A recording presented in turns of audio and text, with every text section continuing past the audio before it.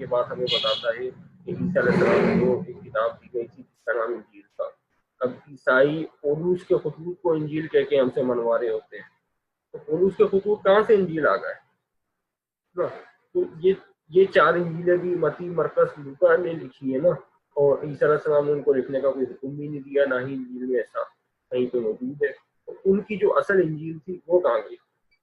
اب عیسائی مسلمانوں سے یہ، اگر مسلمان کے سامنے یہ بات رکھتے ہیں تو عیسائی نہایت دھڑلے سے ان کو یہ کہتے ہیں کہ بھائی آپ عیسیٰ علیہ السلام کی انجیل ہمیں دکھا دیں. تو بھائی ہم کیوں دکھائیں؟ کتاب آپ کو دی گئی تھی، لیکن آپ کی نالائکی کے سبب آپ نے اس کتاب کو گم کر دیا. تو اب آپ ہم سے کیوں مطالبہ کر رہے ہیں کہ ہم آپ کو آپ کی کتاب دکھائیں؟ بلکہ آپ کو اصل انجیل دکھا کے زبان بند کر دینی چاہیے. اب ان بیچاروں کے پاس جو ان کے علمی یتیمی کا یہ حال ہے کہ حضرت عیسیٰ علیہ السلام کے کئی سال کے بعد کے سوا ان کے پاس کچھ ہے ہی نہیں. عیسیٰ علیہ السلام کی اصل انجیل تو ہے نہیں. تو عیسیٰ علیہ السلام کی اصل انجیل اصل میں تھی کیا؟ بنیادی سوال یہاں پہ یہ پیدا ہوتا ہے. تو عیسیٰ علیہ السلام کی جو اصل انجیل تھی وہ دراصل زبانی روایات تھی. یعنی زبانی روایت سے مراد اللہ تعالیٰ نے جو انجیل کو ان کے دل کے اوپر القا کر دیا، اور وہ جب اللہ تعالیٰ نے ان کے دل پہ وہ کتاب القا کر دی تو وہ اسی کتاب کو بنی اسرائیل کو سنایا کرتے تھے، اسی کی تعلیم دیا کرتے تھے. اب یہ معاملہ صرف انجیل کے ساتھ نہیں ہے، بلکہ زبور بھی زبانی شکل میں دی گئی تھی، اور بہت بعد میں زبور کو اور تورات کو، یہ دونوں جو کتابیں تھیں یہ بھی جو ہے اورل ٹریڈیشن کی صورت میں تھی. اللہ تعالیٰ نے جو ہے زبانی کتاب دے دی تھی. موسیٰ علیہ السلام وہی قوم کو تعلیمات دیا کرتے تھے، اور ان تمام جو تورات کی روایات کو بابل کی اسیری کے بعد مرتب کیا گیا ہے. تب تک یہ زبانی روایت کی صورت میں چلی آ رہی تھی. یہ بات پاکستان بائبل سوسائٹی سے شائع ہونے والی کتاب معتد بہ کلام مقدس میں بھی لکھی گئی ہے.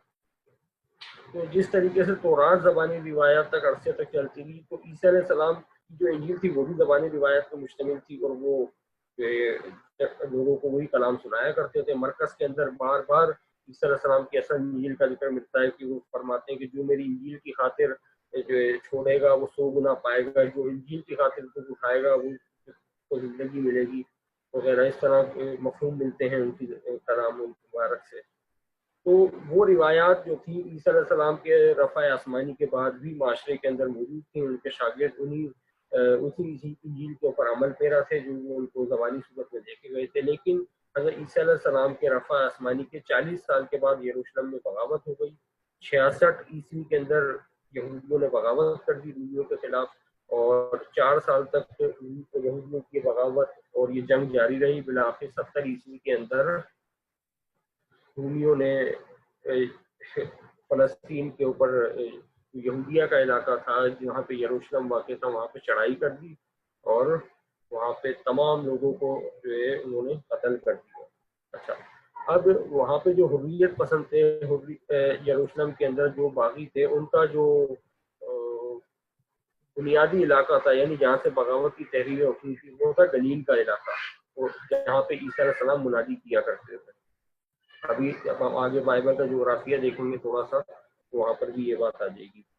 تو جو گلیل کا علاقہ تھا، مورخین نے اس بارے میں لکھا ہے کہ رومیوں نے وہاں پر اس قدر قتل عام کیا کہ گلیل کی جو جھیل تھی وہ خون سے بھر گئی تھی. لاشوں کی بدبو اس قدر تھی کہ کوئی وہاں پہ جانے کو تیار نہیں تھا. یعنی انتہائی وحشت ناک قتل و عام کیا تھا. عیسیٰ علیہ السلام کے شاگردوں کی بڑی تعداد بھی گلیل سے ہی تعلق رکھتی. اب اناجیل متوافقہ کے مطابق جو 3 انجیلیں ہیں، متی کی انجیل، لوکا کی انجیل اور مرکز کی انجیل، یہ 3 ان کو انگریزی کے اندر سائنوپٹک گاسپلز کہتے ہیں، اور اردو میں اناجیل متوافقہ. تو اناجیل متوافقہ کے مطابق یسوع نے ساری زندگی گلیل کے علاقے کے اندر منادی کی. صرف اپنی زندگی کے آخری ایام میں وہ سامریا یروشلم کی طرف گئے تھے. ایک سفر کیا تھا یروشلم کا. لیکن یوحنا کی انجیل ہمیں بتاتی ہے کہ عیسیٰ علیہ السلام نے یروشلم کے 3 سفر کیے تھے. تو اناجیل متوفقہ دیکھیں تو یسوع نے ساری زندگی گلیل سے قدم ہی باہر نہیں نکالا. تو لہٰذا ان کی جتنے بھی شاگرد تھے اور ان کی جتنی بھی تبلیغی خدمات تھی وہ گلیل کے علاقے کے اندر تھی، جس کو صرف 40 سال کے بعد رومیوں نے قتل و غارت کر کے تباہ برباد کر دیا۔ تو عیسیٰ علیہ السلام کے جو شاگرد تھے ان کی بہت بڑی تعداد اس کے اندر شہید ہو گئی۔ تو وہ جو روایات کا مجموعہ اور وہ جو کتاب عیسیٰ علیہ السلام دے کے گئے تھے، تو وہ بہت بڑا حصہ اس کا ضائع ہو گیا، جس سے قرآن کریم بھی یہ بات کہتا ہے کہ یہود و نصارہ نے انعام کا بہت بڑا حصہ ضائع کر دیا ہے۔ اور پھر اس کتاب کا اللہ تعالیٰ نے حفاظت کا وعدہ بھی نہیں فرمایا تھا۔ تو اب اس کے بعد پھر ایک بہت بڑی ایک تاریخی داستان ہے، تو اس کے یہ الگ موضوع ہے، لیکن ہم تھوڑا اختصار کے ساتھ ہی بات کریں گے۔ پھر تو اس کے بعد جب یہ واقعہ ہو گیا یروشلم میں جو جینوسائیڈ ہوا، اس کے بعد پھر متی کی انجیل سب سے پہلے مرکز کی انجیل لکھی گئی، اور مرکز کے بعد پھر یہ باقی انجیلیں لکھی گئی۔ اب سوال یہ ہے، عیسیٰ علیہ السلام کی جو مادری زبان تھی وہ سریانی زبان تھی، جو کہ فلسطین کے اندر اس وقت بولی جاتی تھی اور عام فہم کے اندر استعمال ہوتی تھی۔ لیکن جو اناجیل اربع جو لکھی گئی، یہ لکھی گئی یونانی زبان کے اندر۔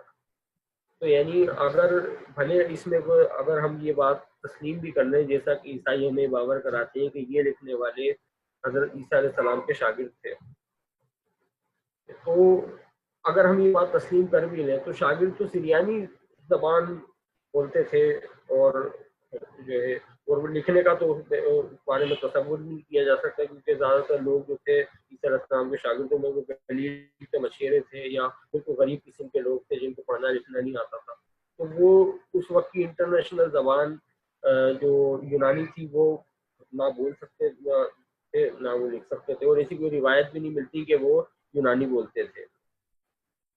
تو اب اگر وہ بفرض محال ہم نے یہ بھی تسلیم کر لیا کہ ان کو یونانی آتی تھی، تو پھر بھی انہوں نے یسوع کے اقوال کا سریانی سے یونانی میں ترجمہ تو کیا نا۔ اور کوئی شخص کتنا ہی کسی زبان پہ کامل رکھتا ہو، لیکن ایک زبان سے دوسری زبان میں کسی علم کو منتقل کیا جائے تو اس میں بہت ساری پیچیدگیاں آ جاتی ہے، اور جو حقیقی مفہوم ہے تو اس کا جو حقیقی مفہوم اس زبان میں ہوتا ہے نا، تو اس زبان کو اگر ترجمہ کر دیا جائے تو وہ حقیقی مفہوم باقی نہیں رہتا۔ تو عیسیٰ علیہ السلام کے جو جتنے بھی اقوال تھے ان کے صرف تراجم باقی رہ گئے جو یونانی کے اندر ہو گئے، اور یہی بات معتد بھی کلام مقدس کے اندر بھی لکھی ہوئی ہے، جس کے متعلق پاکستانی پادری حضرات نے جو ہے پچھلے دنوں طوفان کھڑا کیا ہوا تھا کہ بائبل سوسائٹی نے کیسے کہہ دیا کہ یسوع کے الفاظ کا کوئی ریکارڈ موجود نہیں ہے۔ یہ تو ان کی کلیسیا بھی مانتی ہے کہ یسوع کے الفاظ کا ہمارے پاس کوئی ریکارڈ نہیں ہے، ہمارے پاس صرف ترجمہ ہے۔ ٹھیک ہے جی، اچھا اب حفاظات روایات آ گیا۔ اب عیسیٰ علیہ السلام کی جو انجیل کی روایات تھی وہ مختلف لوگوں نے پھر قلم بند کرنا شروع کر دی۔ ابو دجانہ بھائی یہ مائک کھل گیا ہے۔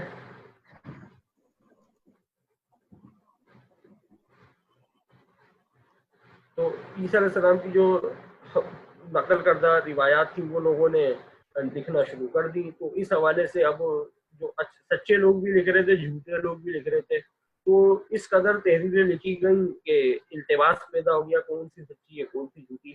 پھر مختلف قسم کے عقیدے کھڑے ہو گئے تھے، تو ان عقیدوں کے بارے میں بھی پتہ نہیں چل رہا تھا۔ ہر آدمی عیسیٰ علیہ السلام کے اقوال سے اپنا عقیدہ ثابت کرنا چاہ رہا تھا۔ تو اس وجہ سے جو عیسیٰ علیہ السلام کی اصل انجیل تھی اس کی حفاظت کا صحیح انتظام نہیں ہو سکا۔ اچھا، انجیل برناباس کے حوالے سے کہا جاتا ہے کہ انجیل برناباس جو تھی، برناباس جو عیسیٰ علیہ السلام کا شاگرد تھا، اس نے اس انجیل کے اندر عیسیٰ علیہ السلام کی تعلیمات کا بہت بڑا حصہ نقل کر دیا تھا، اور جب برناباس کی وفات ہوئی تو اس کی وصیت کے مطابق اس کی انجیل کو برناباس کے ساتھ ہی دفن کر دیا گیا تھا۔ یہ واقعہ تقریباً 56 عیسوی کا ہے۔ تو یعنی چاروں انجیلوں کے لکھے جانے سے پہلے انجیل برناباس لکھی جا چکی تھی، جس کے اندر عیسیٰ علیہ السلام کی بالکل حقیقی ٹیچنگ موجود ہے، جس کے بارے میں ہم کہہ سکتے ہیں کہ وہ حقیقت نہیں بھی ہیں تو حقیقت کے قریب ضرور ہے۔ تو بہرحال انجیل برناباس ایک الگ موضوع ہے۔ تو یعنی عیسیٰ علیہ السلام کی تعلیمات جو تھی وہ اصل تعلیمات عیسائیوں نے گما دی۔ 4 اناجیل 4 عقائد۔ اب یہ جو انجیل نویس تھے جب یہ انجیلیں لکھ رہے تھے تو ہر انجیل نویس کا عقیدہ ایک دوسرے انجیل نویس سے بالکل جدا تھا. ایک انجیل نویس جو سب سے ہم نے یہاں پہ اسی ترتیب سے انجیلوں کو بیان کیا جس ترتیب سے عیسائیوں نے بائبل کے اندر اناجیل کو رکھا ہوا ہے. انجیل متی کا جو مصنف تھا وہ یسوع کو ابن داؤد اور ابن ابراہیم مانتا تھا. اب یہ ابن داؤد جو تھا وہ یہودیوں کا عقیدہ یہ تھا کہ داؤد علیہ السلام کی نسل میں سے ایک بادشاہ آئے گا جو آ کے اسرائیل کی کوئی بھی سلطنت کو بحال کرے گا اور اس سلطنت کو بحال کرنے کے بعد وہ ہمارے اوپر حکومت کرے گا. ہوگا وہ داؤد کی نسل سے. تو متی کا عقیدہ یہ تھا کہ یسوع وہی ابن داؤد ہے جس نے آ کے اسرائیل کی سلطنت کو بحال کرنا تھا اور اس نے حکومت کرنی تھی. تو اس لیے اس نے اپنی انجیل کی شروعات میں ہی یسوع ابن داؤد ابن ابراہیم کہہ کے اس نے اپنی انجیل شروع کی. متی کی انجیل پہلا باب اور اس کی پہلی ورس.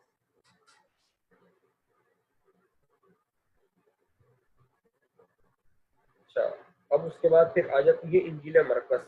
انجیل مرقس کے مصنف کے نزدیک عیسیٰ علیہ السلام کی شخصیت جو تھی وہ ابن خدا ہے, وہ خدا کے بیٹے ہیں, جس کا اظہار وہ اپنی انجیل کے شروع سے ہی کر دیتا ہے. مرقس کی انجیل جب ہم بولتے ہیں تو اس کا پہلا باب اور اس کی پہلی ورس کے اندر ہی اس نے اپنا یہ عقیدہ لکھا ہوا ہے کہ یسوع مسیح ابن خدا کی خوشخبری کا شروع جیسا یسایہ نبی کی کتاب میں لکھا ہے. یعنی مرکز کے نزدیک یسوع جو ہے وہ ابن داؤد نہیں ہے بلکہ ابن خدا ہے. ٹھیک ہے, اب ہم آ جاتے ہیں انجیل لوکا میں.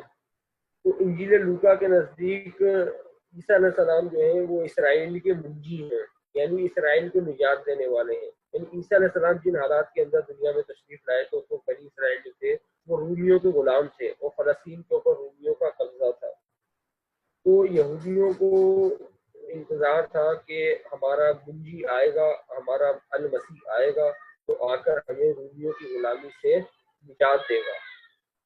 اب وہ المسیح کے بارے میں ان کے اندر مختلف رائے پھیلی ہوئی تھی, مختلف تصورات تھے ان کے. ٹھیک ہے, تو لوکا کی انجیل باب نمبر 2 اور اس کا ورس نمبر 11 اس کے اندر ہمیں انجیل لوکا کے مصنف کے اس عقیدے کا پتہ چلتا ہے, جیسا کہ میں آپ کو بھی پڑھ کے سناتا ہوں کہ آج داؤد کے شہر میں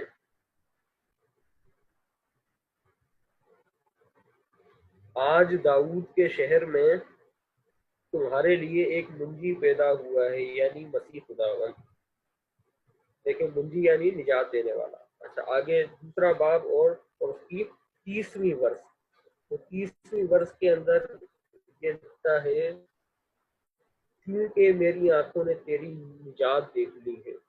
یعنی وہ یسوع کو اسرائیل کا نجات دینے والا قرار دیتا ہے کہ یسوع ہی جو ہے وہ بنی اسرائیل کو نجات دے گا. اور لوکا کی انجیل کے آخر کے اندر جو سائرین امواس جو امواس کے علاقے سے زیارت کر کے لوٹنے والے یہودی تھے وہ بھی یہی بات کہتے ہیں کہ ہمیں تو امید تھی کہ یہی اسرائیل کو نجات دے گا. تو یعنی لوکا کے نزدیک یسوع جو ہے وہ ابن خدا بھی نہیں ہے, ابن داؤد بھی نہیں ہے, بلکہ وہ کیا ہے, وہ اسرائیل کے منجی ہیں. یہ 3 انجیلیں ہو گئے, 3 عقیدے ہو گئے. اب جو چوتھی انجیل ہے انجیل یوحنا, اس کا جو مصنف ہے اس کا بھی عقیدے ان تینوں انجیلوں سے الگ ہیں. انجیل یوحنا کا مصنف بھی اپنے شروع کے اندر ہی یسوع کو کلام خدا قرار دیتا ہے کہ ابتدا میں کلام تھا, کلام خدا کے ساتھ تھا اور کلام ہی خدا تھا. یعنی یہ ایک راستی فلسفہ اس نے اختیار کیا ہے, اس کی جو پوری تمہید ہے فلسفیانہ انداز میں ہے. ہمیں اس کے فلسفے میں نہیں جانا, ہمیں ابھی اس سے صرف یہ سمجھنا ہے کہ اس کا عقیدہ کیا تھا. آگے چل کے وہ یسوع کو مجسم خدا قرار دے دیتا ہے, جیسا کہ یوحنا کی انجیل پہلا باب اس کی 14ویں ورس اس میں وہ لکھتا ہے اور کلام مجسم ہوا اور فضل اور سچائی سے مملو ہو کر ہمارے درمیان رہا. وہ یسوع کو مجسم خدا قرار دیتا ہے کہ خدا کا جو کلام ہے وہ کلام خدا سے الگ نہیں ہے بلکہ وہ کلام ہی خود خدا ہے. تو وہی خدا مجسم ہو کر دنیا کے اندر آیا تاکہ وہ انسان کو نجات دے. ٹھیک ہے, اسی طریقے سے انجیل یوحنا کا مصنف ایک تو یسوع کو خدا کا کلام قرار دیتا ہے یا کلمہ خدا قرار دیتا ہے، پھر وہ اس کو مجسم خدا کہتا ہے، پھر وہ اس کو اکلوتا بیٹا کہتا ہے، خدا کا اکلوتا بیٹا۔ اب عیسائی مسلمانوں کو یہ دھوکہ دیتے ہیں کہ ہم تو عیسیٰ علیہ السلام کو جو ہے خدا کا بیٹا اس معنی میں کہتے ہی نہیں ہے، ہم تو اس کو صرف خدا کا مقرب بندے کے طور پر خدا کا بیٹا کہتے ہیں، جبکہ یوحنا نے واضح طور پہ لکھا ہے کہ یسوع خدا کا اکلوتا بیٹا ہے، جیسا کہ وہ لکھتا ہے کہ خدا کو کسی نے بھی نہیں دیکھا، اکلوتا بیٹا جو باپ کی گود میں ہے اسی نے ظاہر کیا۔ آگے چل کے وہ ایک اور جگہ لکھتا ہے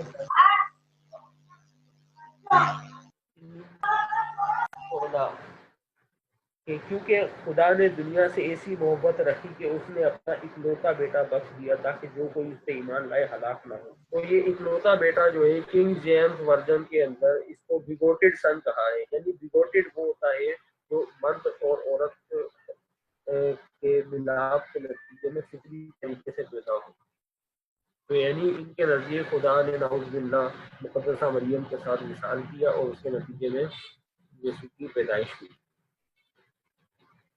یہ ان کا عقیدہ ہے۔ تو چاروں انجیل نویس جو تھے ان چاروں کے عقیدے ایک دوسرے سے مختلف اور جدا تھے، لیکن ہم جب انجیل کے اندر دیکھتے ہیں تو ہمیں ہر انجیل سے یسوع ابن داؤد بھی ثابت ہو رہا ہے، وہ ابن خدا بھی ثابت ہو رہا ہے، وہ اسرائیل کا منجی بھی ثابت ہو رہا ہے، وہ اکلوتا بیٹا بھی ثابت ہو رہا ہے، یعنی چاروں انجیلوں سے آپ ثابت کر سکتے ہیں۔ عیسائی بولے گا کہ بھائی ایسا ہے ہی نہیں، تو یسوع تو جو ہے وہ میں آپ کو دکھا دیتا ہوں، متی نے بھی اس کو ابن خدا کہا ہے، ٹھیک ہے۔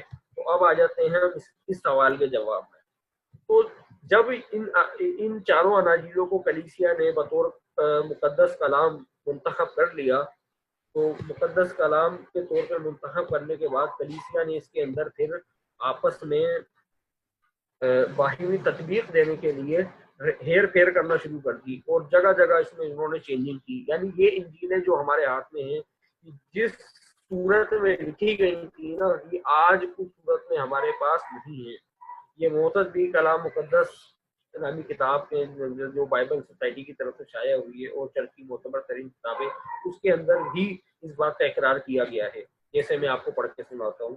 نئے عہد نامے کی تحریروں کی نقلیں تیار کرتے ہوئے نقل نویس بعض اوقات متن میں تصرفات کر دیتے تھے، بعض تصرفات دانستہ یا ارادی ہوتے تھے تاکہ اسلوب بیان بہتر ہو جائے یا زبان قواعد گرامر کے مطابق ہو جائے۔ دوسرے دانستہ تصرفات اس لیے کیے گئے کہ ایک انجیل کے متن کو دوسری انجیل کے متن کے مطابق یا پولوس کے ایک خط کے مندرجات کو اس کے کسی دوسرے خط کے مندرجات کے مطابق بنا دیا جائے۔ ٹھیک ہے، اب دیکھیں آگے نیچے چل کے اس بات کا اور اقرار کر رہا ہے کہ متی باب نمبر 6 برس نمبر 9 تا 13 میں مرقوم دعائے ربانی کلیسیائی عبادتوں میں بہت زیادہ استعمال ہوتی تھی، مگر لوکا باب نمبر 11 میں مرقوم دعائے ربانی کے الفاظ اصل میں اسی دعا کے متی میں مرقوم الفاظ سے مختلف تھے، مگر کسی نامعلوم نقل نویس نے لوکا میں اس کی صورت کو تبدیل کر دیا تاکہ وہ متی کے مطابق انجیل والی زیادہ معروف و مانوس صورت کے مطابق ہو جائے۔ یعنی انہوں نے جو ہم نے پڑھا تھا یہ چار عقیدے ہیں، چاروں عقیدوں کو ثابت کرنے کے لیے ایک جو متن تھے نا انجیلوں کے، ان میں آپس میں زبردست قسم کے تصرفات کی، چینجنگ کی، وہ پیڑ بھر کے چینجنگ کی تاکہ تضاد محسوس نہیں ہو۔ تو اس طریقے سے انہوں نے ہر انجیل سے یسوع کو ابن خدا بھی ثابت کر دیا، ہر انجیل سے انہوں نے یسوع کو ابن داؤد بھی ثابت کر دیا، اور ہر انجیل سے انہوں نے یسوع کو اکلوتا بیٹا بھی ثابت کر دیا اور اسرائیل کا منجی بھی ثابت کر دیا۔ تو اس میں چینجنگ کر کے انہوں نے یہ کیا ہے، ورنہ حقیقت میں ان انجیل نویسوں نے اپنے اپنے عقائد کی ترویج کے لیے ہی انجیلوں کو لکھا تھا، اور ایک انجیل نویس کو پتہ نہیں تھا کہ وہ دوسرا بھی جو ہے کوئی انجیل لکھ رہا ہے۔ تو پھر انجیلیں تو 4 لکھی بھی نہیں گئی تھی، یہ 36 سے زیادہ انجیلیں لکھی گئی تھی جن کو بعد میں کلیسیا نے رد کر دیا تھا، اور ہر کلیسیا کے اندر مختلف اناجیل مروج رہی تھی۔ جب ہم آگے چل کے اناجیل کے حوالے سے کورس پڑھیں گے تو انشاءاللہ وہاں پہ ساری باتیں آ جائیں گی۔ اناجیل کے متون میں ارتقاء۔ اب جو اناجیل کا جو متن ہے جو ہم پڑھتے ہیں انجیل کے اندر، تو اس کے اندر بھی ایک ارتقائی شکل میں ہمارے سامنے آیا ہے۔ جیسا کہ ہم نے پڑھا کہ سب سے پہلے جو انجیل لکھی گئی تھی وہ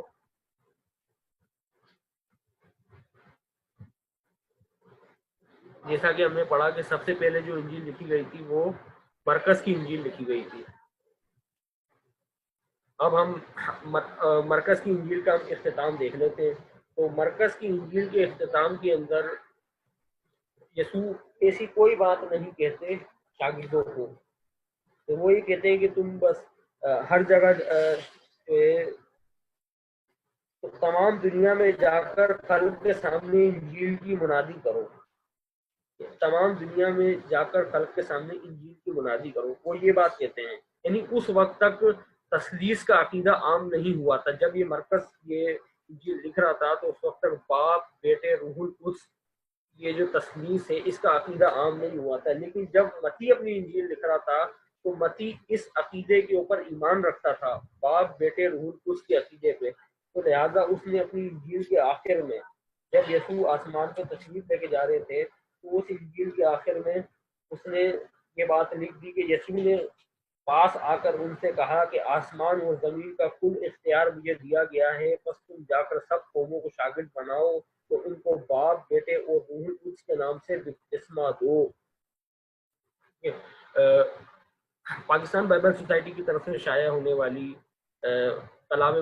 کتاب مقدس مطالعاتی اشاعت کے اندر جو اناجیل کا تعارف ہے اس میں چرچ نے یہ بات لکھی ہے کہ جو انجیل نبی سے سب سے پہلے جو مرکز کی انجیل لکھی گئی، مرکز کی انجیل کو دیکھ کر اور اس سے ڈیٹا کلیکٹ کر کے پھر متی نے اپنی انجیل لکھی اور متی و مرکز کو سامنے رکھ کے لوکا نے اپنی انجیل کو رکھا.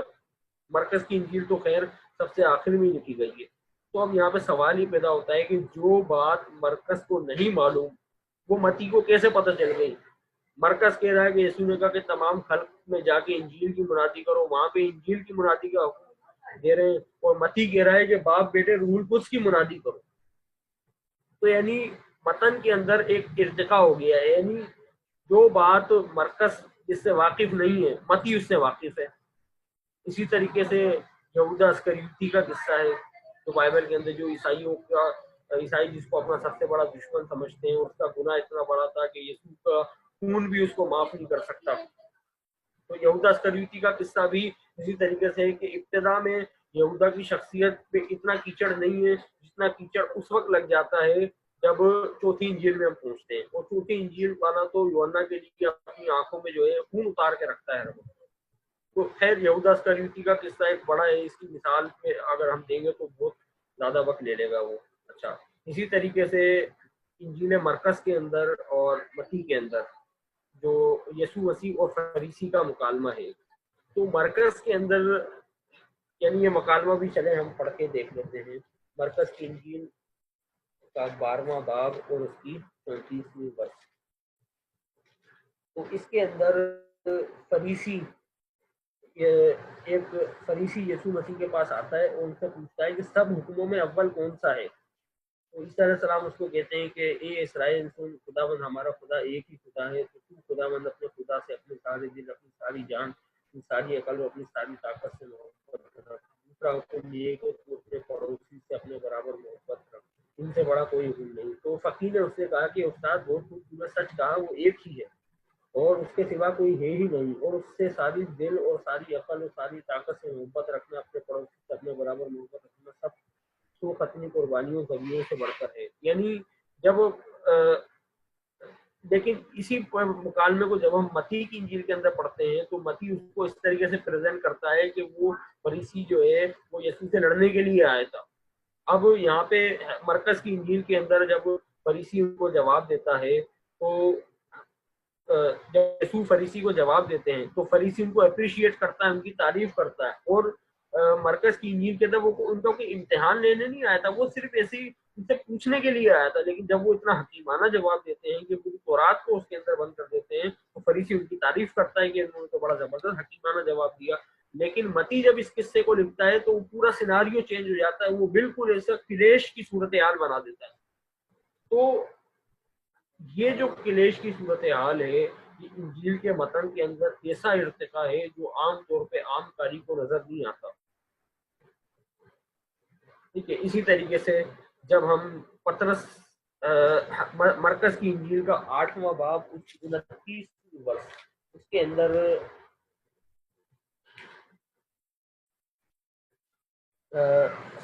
یسوع اور ان کے شاگرد یسوع پطرس سے پوچھتے ہیں کہ تم مجھے کیا کہتے ہو؟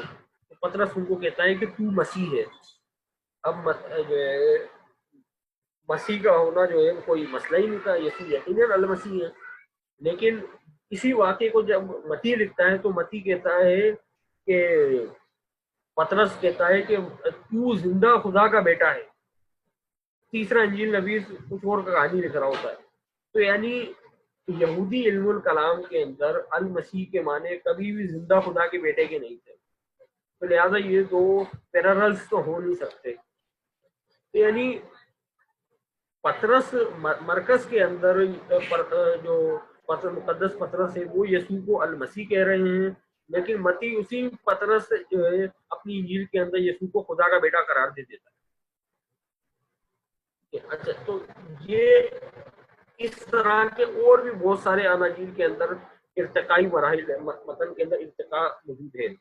اس کی ہم نے صرف چند مثالیں آپ کے سامنے رکھی ہیں۔ انجیلی متن میں ارتقاء کے مقاصد، اب یہ ارتقاء جو کر رہے ہیں اس کا ظاہر سی بات ہے اس کے پیچھے خاص مقصد بھی ہوتا ہے، کوئی بھی چیز کسی مقصد کے بغیر ہوتی نہیں ہے۔ ٹھیک ہے، اب انجیل نویسوں کے سامنے بھی بہت سارے مقاصد تھے، ان میں سے ہم چند مقاصد یہاں پہ بیان کریں گے۔ تو پہلا مقصد یہ تھا یہود دشمنی۔ جس وقت مرکز اپنی انجیل لکھ رہا تھا تو عیسائیوں کی اس وقت یہودیوں سے اتنی دشمنی نہیں تھی جتنی دشمنی دوسری انجیلوں کے لکھے جانے کے وقت پیدا ہو چکی تھی۔ تو ظاہر سی بات ہے اس وقت دو گروہ بن گئے تھے، ایک حضرت عیسیٰ علیہ السلام کے اصل پیروکار تھے جو خالص یہودی تھے اور یہودیت پہ عمل پیرا تھے، وہ ہیکل جاتے تھے، ہیکل میں عبادت کرتے تھے، وہ پوری شریعت پہ عمل کرتے تھے۔ اور دوسری طرف پولوس کا گروہ تھا جو پولوس کے ماننے والے تھے، وہ شریعت کو لعنت سمجھتے تھے اور جو اور وہ شریعت کو لانا سمجھتے تھے اور وہ یسوع کو خدا کا بیٹا سمجھتے تھے اور خدا کا اکلوتا بیٹا سمجھتے تھے اور اس کو مجسم خدا سمجھتے تھے۔ اب کسی کو مجسم خدا سمجھنا یہودیت کے نزدیک کفر تھا، تو یہودی ان کو جو ہے کفر کا فتویٰ لگاتے تھے، تو اس وجہ سے دونوں کے درمیان دشمنی بڑھتی چلی گئی اور یہ دشمنی اس حد تک بڑھی کہ دونوں مذہبوں کی راہیں ہی الگ ہو گئی، ورنہ پہلے مسیحیت جو تھی یہ یہودیت کا ہی فرقہ تھی۔ تو جب دونوں مذہب الگ ہو گئے تو پھر نفرتوں کی خلیج بڑھ گئی، تو پھر انجیل نویسوں نے یہودیوں کو دشمن دکھانے کے لیے انہوں نے اپنے جو متون تھے، متون کے اندر جو ہے وہ ہمادم جو ہے یہودیوں کے خلاف لکھنا شروع کر دیا، جیسا کہ فریسی والا واقعہ میں نے آپ کے سامنے ذکر کیا۔ تو جو ابتدائی واقعہ تھا اس کے اندر تو فریسی یسوع سے بالکل ایک دوستانہ مکالمہ کرتا ہے، لیکن متی یہود دشمنی کی اینک لگا کے اسی واقعے کو لکھتا ہے تو وہ پورا کا پورا سیناریو چینج ہو جاتا ہے اور وہ جو ہے اس طریقے سے باور کراتا ہے کہ یسوع کی یہودیوں سے سخت دشمنی تھی، دونوں دوسرے کے خون کے پیاسے تھے۔ ٹھیک ہے، اچھا، اسی طریقے سے عیسیٰ علیہ السلام جو تھے وہ بنی اسرائیل کے لیے آئے تھے اور وہ ساری زندگی وہ بنی اسرائیل کے اندر ہی انہوں نے گزاری اور وہ کبھی بھی غیر اقوام یا غیر یہودیوں کی طرف متوجہ نہیں ہوئے۔ انجیل کے مطابق ایک کنعانی عورت ان کے پاس آئی بھی اور اس نے ان سے آ کے التجا کی اپنی بیٹی کے لیے، تو عیسیٰ علیہ السلام نے اس کو کہا کہ بھائی لڑکوں کی روٹی کتوں کو ڈالنا روا نہیں ہے، یعنی انہوں نے غیر اقوام کو کتے قرار دیا، اگرچہ ہم ایسے امید بھی رکھتے کہ ایک نبی غیر اقوام کو اس طریقے سے قرار دے، کیونکہ اللہ کے نبی اس قسم کی چیزوں سے پاک ہوتے ہیں۔ لیکن چونکہ جب پولوس جو ہے عیسائیت کے پس منظر کے اوپر آئے، مقدس پولوس، تو انہوں نے غیر اقوام کو تعلیم دینا شروع کر دی، تو یہودی ان کے مخالف ہو گئے۔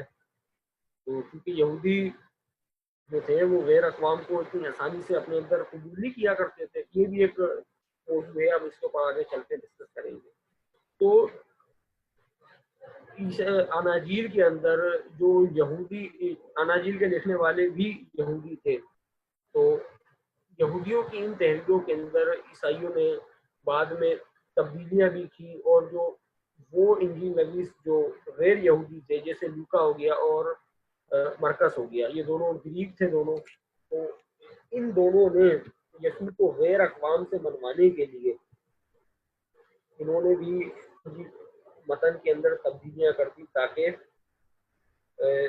यसू को जो है यहूदियों का दुश्मन और गैर अक़वाम का करीब करार दिया जा सके। इसी तरीके से जैसे हमने पीछे भी स्क्रीन शॉट देखा कि बहुत सारी जो तसर्रुफात किए गए वो पौलुस के खतूत के मंदरजात के मुताबिक बनाने के लिए किए गए। तो अनाजील के अंदर भी पौलुस के अकाइद की तरबीज कराने के लिए मतन को चेंज किया गया। अब इसकी तालीमात इसलिए जो है हमारे पास मिसालें देने का टाइम नहीं है कि अभी आगे और भी काफ़ी सारा बाकी है और वक्त बड़ा कलील है। इसी तरीके से जो कारी अनाजील का मुताला शुरू करता है तो उसको अनाजील का तारीखी और जोग्राफियाई पस मंज़र जानना भी बहुत ज़रूरी है कि उसको कम से कम इतना इल्म हो कि जितने भी सारे वाक़यात हो रहे हैं ये किस इलाके में हो रहे हैं, कौन से और ये किस इलाके में हो रहे हैं और उस इलाके की सूरत हाल क्या है। तो ये बाइबल के पीछे आमतौर पर ये नक्शा छपा होता है, यीशु के ज़माने के फ़लस्तीन का नक्शा है जो हम अभी इस फिल्म पर देख रहे हैं। अब अगरचे ये नक्शा जो है इसमें भी ईसाइयों ने ठीक ठाक हेर फेर कर रखा है, तो लेकिन अगर हम दूसरे नक्शे जो यहूदियों के हैं तो वो इंग्लिश के अंदर थे, तो जाहिर सी बात है हमारे कुछ साथी हैं जो इंग्लिश से इतनी वाकियत नहीं होगी तो उनकी सहूलत के लिए ईसाइयों का नक्शा दिया। अब इसकी मैं आपको सिर्फ एक मिसाल दूंगा, इन्होंने क्या है, मोटी सी मिसाल दूंगा, बारीक मिसालें तो फिर बहुत सारी दी जा सकती है, मोटी सी मिसाल दूंगा कि इन्होंने क्या हेर फेर कर रखी है। अब कफरे नहूम का बेत लहम का इलाका है। बेत लहम ये यहूदिया के इलाके के अंदर वाक़ है, जैसा कि आप ये देख सकते हैं कि यहूदिया लिखा हुआ है और ये इसके साथ ही छोटा सा बेत लहम लिखा हुआ है। तो यहूदिया के इलाके के अंदर बेत लहम वाक़ था, लेकिन एक बेत लहम गलील के इलाके के अंदर भी वाक़ था जिसका जिक्र खुज़ात की किताब के अंदर मिलता है। हवाला ग्रुप के अंदर शेयर कर दिया जाएगा। तो मसीहियों ने गलील के बेत लहम को नक्शे से गायब ही कर दिया ताकि मुसलमान ये ऑब्जेक्शन नहीं कर सकें कि यसू की पैदाइश कौन से बेत लहम के अंदर हुई थी, गलील के बेत लहम में हुई थी या यहूदिया के बेत लहम में हुई थी। अब ये भी एक बड़ा मौजू है, जब हम यसू मसीह की विलादत के हवाले से जब हम क्लास पढ़ेंगे तो उस लेक्चर के अंदर इंशाल्लाह ये बात मिसाल आपको समझ में आ जाएगी। तो एक कारी को अनाजील का मोटा जोग्राफिया पता होना चाहिए। अच्छा, ये जो नक्शा हमारे सामने है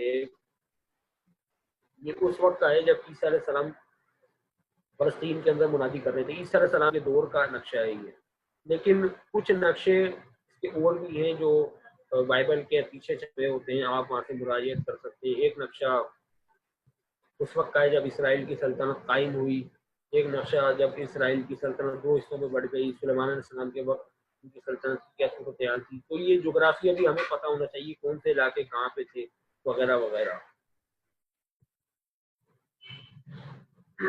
यहूदी इस्तिलाहात व मुहावरात से वाकफियत, जैसा कि अभी हमने ये बात पढ़ी कि अनाजील के लिखने वाले खुद यहूदी थे और वो यहूदी इस्तिलाहात और यहूदी टर्मिनोलॉजीज यूज़ कर रहे थे और यूज़ कर रहे थे लिखते हुए, तो हमें उनकी भी वाकफियत होनी चाहिए। जैसे कि कुछ यहूदी इस्तिलाहात हैं जिनको हम यहाँ पे देख लेते हैं। खुदा का बेटा, खुदा का बेटा ये प्योर यहूदी इस्तिलाह है और इसके माने खुदा का मुकर्रब, खुदा का बरगज़ीदा और खुदा का चुनीदा शख्स होने के हैं। और इसे खुदा का बेटा होना ईसाइयत यहूदियों के नज़दीक हरगिज़ कोई कुफ्र नहीं था। बाइबल के अंदर कितने ही खुदा के बेटे मौजूद हैं। तो खुद ईसा अलैहिस्सलाम का जो पहाड़ी वाज है उसके अंदर भी वो फरमाते हैं, मत्ती का 5वां बाब उसकी 9वीं वर्ष, मुबारक है वो जो सुलह कराते हैं क्योंकि वो खुदा के बेटे कहलाएंगे। तो खुदा का बेटा होना यहूदी मुहावरे के अंदर हरगिज़ कोई कुफ्र नहीं था, बल्कि खुदा का जो भी रासबाज शख्स होता था उसको खुदा का बेटा कहा जाता था। जिस तरह याकूब अलैहिस्सलाम के बारे में बाइबल के अंदर आता है कि इसराइल मेरा पहलुता है, इसराइल उनका लक़ब था। इसी तरह और भी ज़बूर के अंदर तो जगह जगह खुदा के बेटों का जिक्र है। तो खुदा का बेटा होना एक کفریہ مطلب نہیں تھا۔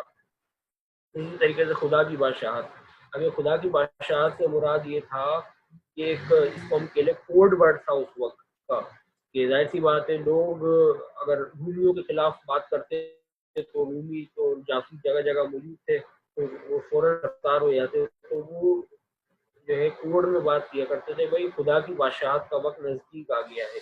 یعنی خدا کی بادشاہت سے مراد یہ کہ اب انسانوں کی بادشاہت، جو بھی انسان ہیں ان کی بادشاہت ختم ہو جائے گی اور خدا کی بادشاہت اب آ جائے گی۔ خدا سے مراد تورات کی حاکمیت قائم ہوگی اب، یعنی آسان الفاظ کے اندر اسرائیل کی سلطنت قائم ہوگی۔ خدا کی بادشاہت کا ایک یہودی اصطلاح ہے اور اس کے یہ معنی ہے۔ اسی طریقے سے نجات، اب نجات سے جو مراد ہے وہ بنی اسرائیل اس وقت، یعنی نیو ٹیسٹامنٹ کے وقت جو نجات سے مراد تھی وہ یہ تھی کہ بھائی المسیح آ کر ہمیں رومیوں سے نجات دے دے گا، یعنی جو ہم غلامی کا جوا ہمارے کندھوں پہ رکھا ہوا ہے، المسیح آئے گا اور اس جوئے کو اٹھا کے پھینک دے گا اور ہم رومیوں سے آزاد ہو جائیں گے۔ اب اسی طریقے سے المسیح کی اصطلاح ہے، تو المسیح جو ہے یہ ایک یہ اسرائیلیوں کو، بنی اسرائیل کو اس کا انتظار تھا، اور یہ تو اس کے اندر جب یہ بابل کی اسیری سے واپس آئے تھے تو نبیوں نے ان کو تسلیاں دینا شروع کی تھی کہ بھائی عنقریب ایک نجات دہندہ آئے گا اور تمہاری گزشتہ شان و شوکت کو واپس لوٹائے گا۔ اس کے بعد اور بھی بہت سارے نبیوں نے جو ہے پیش گوئیاں کی، یسایہ کی کتاب اس حوالے سے، یسایہ اور یرمیہ کی کتاب بڑی مشہور ہے اس کے بعد کے جس کو ہوتے ہیں۔ تو المسیح کے متعلق یہ یہودیوں کا کبھی بھی تصور نہیں تھا کہ وہ ایک روحی حیثیت کی حامل ہستی ہوگی جو، یا پھر وہ خود خدا ہوگا المسیح، ایسا کوئی تصور نہیں تھا، بلکہ المسیح کے مطابق المسیح جو ہے ایک جنگجو قسم کا شخص ہونا تھا جس نے آ کے اسرائیل پہ حکومت کرنا تھی۔ یہودی اصطلاحات کے مسیحی معانی و تشریحات، اب عیسائیوں نے یہ کیا ہے کہ انجیل کے جو متن میں تو تبدیلیاں کی تھی لیکن اصطلاحات میں بھی تبدیلیاں کر دی۔ اب خدا کے بیٹے کے جو یہودی معنی تھے وہ عیسائیوں نے چینج کر دیے، اور خدا کے بیٹے کا مطلب جو ہے وہ کچھ اور بنا دیا بائبل کے اندر، کہ بھائی خدا یسوع جو ہے خدا کا اکلوتا اور بیگوٹڈ سن ہے۔ اسی طریقے سے خدا کی بادشاہت کو بھی انہوں نے معنی تبدیل کر دیے کہ بھائی خدا کی بادشاہت سے 1000 سالہ بادشاہت مراد ہے جس کا مکاشفہ کے اندر تعلیم دی گئی ہے، حالانکہ مکاشفہ کی کتاب تو جو ہے یسوع کے تقریباً 100 سال کے بعد لکھی گئی۔ اسی طریقے سے نجات ہے، نجات سے رومیوں سے نجات مراد تھی، کرسچنوں نے اس کی جو ہے وہ پورے معنی و مفہوم ہی چینج کر دی، اور انہوں نے کہا کہ بھائی وہ آ کے ہمیں گناہوں سے نجات دے گا، حالانکہ بنی اسرائیل کے اندر گناہوں سے نجات کا کوئی تصور موجود نہیں تھا۔ ٹھیک ہے، اسی طریقے سے المسیح، اب المسیح جو تھا وہ فیور جو ہے یہودیوں کا معاملہ تھا، لیکن عیسائیوں نے المسیح کو ایک الوہی ہستی بنا دیا، جیسا کہ ہم نے پڑھا کہ پطرس کہتا ہے، ایک جگہ کہہ رہا ہے کہ المسیح ہے، دوسری جگہ وہ اسی المسیح کو کہہ رہا ہے، دوسرا انجیل نویس کہلوا رہا ہے اس سے کہ زندہ خدا کا بیٹا ہے۔ تو المسیح کے بارے میں یہودیوں کا ایسا کوئی تصور نہیں تھا کہ وہ خدا ہوگا یا خدا کا کلمہ ہوگا یا وہ جو ہے ما فوق الفطرت کوئی ہستی ہوگی جس نے آ کے جو ہے کرنا ہوگا، بلکہ المسیح نے آ کے صرف معجزات نہیں دکھانے تھے بلکہ اس نے آ کے اسرائیل کا تخت بحال کرنا تھا۔ کہ اب یہ المسیح جو ہے اس کے اوپر جب ہم یہودیت کے اوپر سیشن کریں گے انشاءاللہ تو اس کے اوپر ہم گفتگو کر لیں گے۔ اناجیل میں عہد نامہ عتیق کے اقتباسات، اب انجیل نویسوں نے جب ہم پڑھتے ہیں تو جگہ جگہ جو ہے وہ اولڈ ٹیسٹامنٹ سے یا عہد نامہ کوٹیشن لے کر آتے ہیں اور اس کوٹیشن کو وہ یسوع کے اوپر منطبق کرنے کی کوشش کرتے ہیں کہ بھائی دیکھیں جی فلاں نوشتے کے اندر یہ بات کہی گئی تھی، لیکن دیکھیں وہ نوشتہ یسوع کے اندر پورا اگلا جگہ یہ بات کہی گئی تھی، یہ بات پوری ہو گئی، فلاں جگہ یہ بات کہی گئی تھی، یہ بات پوری ہو گئی۔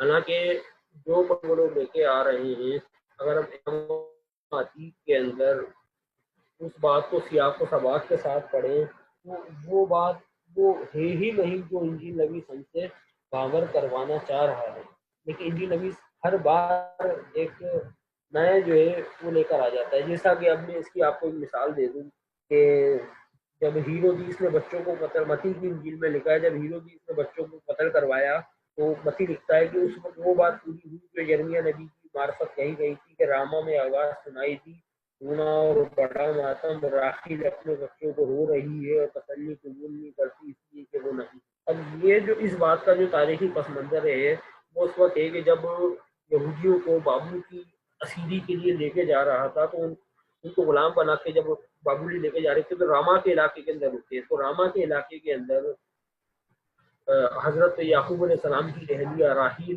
जिसका राहील लिखा है, उनकी कब्र मुबारक थी। तो वहाँ पे तमसीली अंदाज के अंदर लिखा है कि भाई जब राहील ने चश्मे तसव्वुर से ये देखा आलम बाला से कि उसके बच्चों को गुलाम बना के लेके जा रहा है, तो उसके रोने की आवाज़ सुनाई दी, तो उसने बड़ा मातम किया। तो फिर खुदावंद ने उनसे वादा किया कि भाई जिस तरह जा रहे हैं ये वापस आ जाएंगे। तो आप जो है ना, खुदा ने तसल्ली दी। ये सारा वाक़या हम जो है वो यर्मिया नबी की किताब सहीफे के अंदर पढ़ सकते हैं। जब आगे और इंशाल्लाह थोड़ा आगे एडवांस सिविल की तरफ जाएंगे तो हम इसको तफसील से देखेंगे। तो अब देखें इंजील नबीस ने बात को सारी सियाको सबाक से काट के उसको एक अलग ही रंग दे दिया, यानी जिसका अहदनामा अतीक से कोई दूर दूर का ताल्लुक नहीं है, उस बात को उसने उठा के जबरदस्ती स्पीकर की तरह चिपका दिया कि भाई देखें इस बात का ताल्लुक जो है ये जो हीरो जिसके कत्ले आम से है। अब ये मसीही हजरात हमें मुसलमानों को ये ताने देते हैं कि भाई मुसलमान पैगम्बर इस्लाम की बशारतें बाइबल से साबित करने के लिए जो है सियाक व सबाक को नज़रअंदाज कर देते हैं और अपनी मनमानी तशरीहात करते हैं। तो भाई अगर सियाक व सबाक की बात करेंगे तो फिर कहानी बहुत दूर तक जाएगी। तो पहले तो आप फिर ये मती का ये सियाक व सबाक साबित करें, वरना फिर आप बोलेंगे कि मती ने झूठ लिखा है ना। तो ये सियाक व सबाक की बात अगर ईसाई करते हैं तो फिर मुसलमानों के लिए नापने का पैमाना अलग नहीं होगा, बल्कि जिस पैमाने से ये मुसलमानों के लिए नाप रहे हैं और कह रहे हैं कि मुसलमान सियाक व सबाक में तहरीफ कर रहे हैं, तो ये तहरीफ मुसलमानों से पहले मती नबीस ने कर रखी है ना। तो खैर यहाँ पे आके हमारी बात मुकम्मल हो गई। तो सारी बात का कंक्लूजन ये है कि हमने जो अहदनामा अतीक का जो मुताला करना है वो सबसे पहले हमने पढ़नी है मरकज़ की इंजील, यानी जब हमने यानी टेक्स्ट का हमने जायजा लेना है कि टेक्स्ट के अंदर इर्तिका कहाँ हो रहा है। तो हम सबसे पहले अनाजील मुतवाफ़िया के अंदर हम सबसे पहले पढ़ेंगे मरकज़ की इंजील, क्योंकि सबसे पहले ये लिखी गई है, तो वो पढ़ेंगे। फिर उसके बाद आप पढ़ें मती की इंजील और दोनों के वाक़े का टेक्स्ट का आप एनालाइज करें कि मती ने इसके अंदर क्या क्या इजाफा किया है। उसके बाद फिर आप पढ़ें लूका की इंजील, फिर लूका की इंजील का आप मती मरकज़ से और मती से दोनों से कंपैरिजन करें, तो फिर आपको आइडिया हो जाएगा कि इंजील नबीसों ने किस तरीके से और किस तरह शातराना अंदाज में जो है बिल्कुल गैर महसूस अंदाज में जो है टेक्स्ट को एक इवेलुएट किया है। और जो बात मती नहीं जानता, जो बात मरकज़ नहीं जानता वो मती जानता है, जो मती और मरकज़ दोनों नहीं जानते वो बात लूका को पता है, और जो बात इन तीनों को नहीं पता वो यूहन्ना को पता है। तो अनाजील के टेक्स्ट के अंदर एक गैर महसूस तरीके से इत्तिका हुआ है। तो अनाजील का मुताला करते हुए सबसे पहले आप मरकज़ की इंजील पढ़ेंगे। अगरचे ईसाइयों ने उसका पहले नंबर पे नहीं रखा, लेकिन लिखे जाने के एतबार से वो पहले उसका जो ज़माना है वो सबसे कदीम है, यानी सबसे पहले अनाजील के अंदर से जो लिखी गई वो मरकज़ की इंजील है, उसके बाद फिर मती की है, फिर लूका की है और सबसे आखिर में यूहन्ना की इंजील। तो अनाजील का मुताला करते हुए आप इसी तरतीब को मलहूज़ रखिए, तो इंशाअल्लाह आपको अनाजील इंजील हदीसों की जो इल्मी ख़यानतें हैं उसका अंदाज़ा हो जाएगा, और आपको फिर ये भी मालूम हो जाएगा कि अनाजील इंजील के मतन के अंदर किस तरीके से ईसाइयों ने तब्दीलियाँ की हैं। और जब आप एनालाइज करेंगे इसको तो आपको ये भी वाज़ेह हो जाएगा इंशाअल्लाह, अगर आप थोड़ी बहुत दरस रखते हैं, आपका थोड़ा बहुत मुताला है, तो आपको वाज़ेह हो जाएगा कि वो ये तब्दीलियाँ क्यों कर रहे थे। ठीक है जी, वमा अलैना इल्लल बलाग। अब सवाल जवाबात हैं, तो सवाल जवाब का तरीका ये है कि आप सवालात जो है चैट बॉक्स में लिख के भेज सकते हैं। तो अबू जाना भाई उस सवाल को दोहरा देंगे तो मैं यहाँ पर उसका जवाब दे दूँगा। जी बहुत बहुत शुक्रिया अब्दुल्ला गाजी साहब। अहबाब चैट के अंदर जो है वो अपने सवालात भेज दीजिए। अच्छा, आज जो है वो अहबाब ने आवाज़ के हवाले से काफ़ी शिकायतें की हैं। अच्छा, मेरे पास आवाज़ बिल्कुल दुरुस्त आ रही थी, जब भी किसी साथी ने शिकायत की मैंने फ़ौरन चेक किया तो आवाज़ बिल्कुल दुरुस्त, मैं तो बाकायदा सुन ही रहा हूँ। तो फिर भी इंशाल्लाह इस हवाले से हम मज़ीद कोशिश करेंगे कि साथियों को क्लियर आवाज़ जो है वो सुनाई दे, और इंशाल्लाह इसके हवाले से मज़ीद देख लेंगे। भाई इसका तरीक़ेकार ये होगा कि मैं आपको पीपीटी फाइल सेंड कर दिया करूँगा, फिर मैं मोबाइल से ऑनलाइन हो जाऊँगा। इस वक्त मैं हूँ लैपटॉप से ऑनलाइन, तो इस वजह से शायद आवाज़ का मसला हो रहा हो। तो हाँ मोबाइल से ऑनलाइन हो जाऊँगा तो फिर डेटा ऑन कर लूँगा। अभी वाईफाई पे चल रहा है तो हो सकता है वाईफाई में कोई सिग्नल प्रॉब्लम हो। जी, वैसे मैंने लेक्चर जो है वो रिकॉर्ड कर लिया है, इंशाल्लाह लेक्चर भी जो है साथियों को इंशाल्लाह अपलोड कर देंगे। ठीक है, ये लेक्चर मुस्लिम मसीही मुकालमा पेज के अंदर अपलोड होगा, फिर वहाँ से हम जो है ग्रुप के अंदर वगैरह सब तमाम जगह अपलोड हो जाएगा। तो अच्छा, जो साथियों को अब्दुल्ला गाजी साहब, एक सवाल आया है कि ईसाई और यहूदी का फर्क बता दें। ईसाई और यहूदी का फ़र्क ये है कि जो ईसाई है वो ईसा अलैहि सलाम को खुदा मानता है, और वो तौरात को नहीं मानता। यानी तौरात को वो वर्बली मानता है, प्रैक्टिकली नहीं मानता। यानी वो कहता है कि हाँ भाई तौरात है, खुदा का कलाम है, लेकिन आप उसको कहेंगे कि भाई तौरात पे प्रैक्टिस करो, तो वो कहेगा कि भाई हमें इस पर प्रैक्टिस करने की जरूरत ही नहीं है, ये हमें तो यीशु ने जो है सलीब पे खून बहाकर हमारी जान बख्शी करवा दी। तो और यहूदी जो है वो मूसा अलैहि सलाम को मानता है, वो शरीयत एक दूसरी को मानता है, वो तमाम हुक्मों को मानता है, लेकिन वो मूसा अलैहि सलाम को आखिरी नबी नहीं मानता, वो उनको सच्चा मसीह नहीं मानते। यहूदियों का जो मसला है वो ईसा अलैहि सलाम को कुछ यहूदी नबी भी मान लेते हैं, लेकिन वो कहते हैं कि भाई ये हमारा सच्चा मसीह नहीं है, मसीह कोई और है। ये फर्क है। हाँ, बहुत बहुत शुक्रिया ना। एक और सवाल आया है कि क्या हजरत ईसा अलैहिस्सलातु हाँ, क्या हजरत ईसा अलैहिस्सलाम ने अपने ऊपर नाजिल शुदा इंजील को किताबी शक्ल में मुरतब किया था?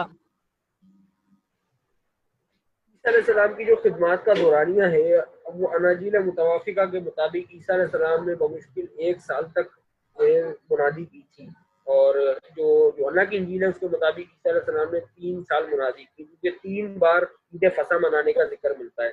यानी इससे मालूम हुए कि वो 3 साल तक करते रहे। तो सिडनी यूनिवर्सिटी के प्रोफेसर है, प्रोफेसर बारबरा थीरिंग, तो उन्होंने हज़रत ईसा अलैहि सलाम की जिंदगी को बहुत जबरदस्त काम किया। तो उनकी किताब है जीसस द मैन, तो उसमें उन्होंने ईसा अलैहि सलाम की जो जिंदगी है उसका रिकॉर्ड भी उन्होंने डे बाय डे उन्होंने जो है वहाँ पे कलेक्ट किया है। तो उनके मुताबिक यीशु मसीह की जिंदगी का वो मुश्किल 60 दिनों का हमें रिकॉर्ड दस्तियाब होता है इंजीलों से और दीगर अपोकलिफा लिटरेचर से। बाकी 60 दिनों के अलावा हमें उनकी जिंदगी का कोई रिकॉर्ड नहीं मिलता। तो लिहाजा ये कहना मुश्किल है कि उन्होंने उस इंजील की तदवीन करवाई हो, क्योंकि बहुत शॉर्ट टाइम के लिए उन्होंने जो है अपनी तबलीग की, फिर अल्लाह ताला ने उनको आसमान पे उठा लिया। बहुत शुक्रिया। अगला सवाल है जी कि जब यहूदी ईसा अलैहिस्सलाम को नहीं मानते तो उनकी अनाजील क्यों और कैसे लिखते रहे? असल में ईसा अलैहिस्सलाम के जो इब्तदाई पैरोकार थे वो सारे यहूदी थे। ईसा अलैहिस्सलाम खुद भी यहूदी थे, वो यहूदियों में मबऊस हुए, वो यहूदियों में अपना कलाम सुनाते थे, वो यहूदियों के हैकल के अंदर जाते थे, वो कुर्बानियाँ करते थे, वो यहूदियों की ईदें मनाते थे। ये सारा जो अनाजील का सिनारियो है वो है ही यहूदी पस मंजर में। अभी हमने असल में जो अहदनामा जदीद के अंदर अहदनामा जदीद की जो जूश मीनिंग है ना उसके ऊपर हमने बात की नहीं है। उसके ऊपर भी इंशाल्लाह हम एक क्लास रखेंगे कि अहदनामा जदीद की जो जूश मीनिंग है, एक इसके क्रिश्चियन मीनिंग है और दूसरी इसकी जूश मीनिंग है, यानी यहूदी माने और तशरीहात। जब हम यहूदी माने और तशरीहात की रोशनी में अनाजील का जायजा लेंगे तो सारी बातें वाज़ेह हो जाएंगी। मगर और ये जैसा कि हमने अभी क्लास के अंदर भी ये बात जिक्र की कि ईसा अलैहि सलाम के बहुत बाद जब ये मुकद्दस पौलुस की आमद हुई है, तो मुकद्दस पौलुस की आमद के बाद फिर जो है ईसा अलैहि सलाम के पैरोकार अलग हो गए। ईसा अलैहि सलाम पौलुस के पैरोकार अलग हो गए, उनके दरमियान में जुदाई होती गई, फिर आखिर होते होते जो है मसीहियत जो है वो यहूदियत से एक अलग मजहब बन गया। तो इस हवाले से हमारी किताब भी आ गई जो मेरे असली नाम मोहम्मद फरमान के नाम से छपी है, मुकद्दस पौलुस और इख्तिराए मसीहियत। तो उसके अंदर भी बड़े शरह व बसीत के साथ लिखा है कि अनाजील जो है मसीहियत और यहूदियत की राहें किस तरीके से जुदा हुई, तो वहाँ से भी मुराजियत की जा सकती है। جی بہت شکریہ عبدالغنی صاحب. ایک سوال اور آیا ہے کہ کیا عیسائی جو ہیں جو آپ نے ترتیب بتائی ہے چاروں اناجیل کی، کیا وہ بھی اس ترتیب کو مانتے ہیں؟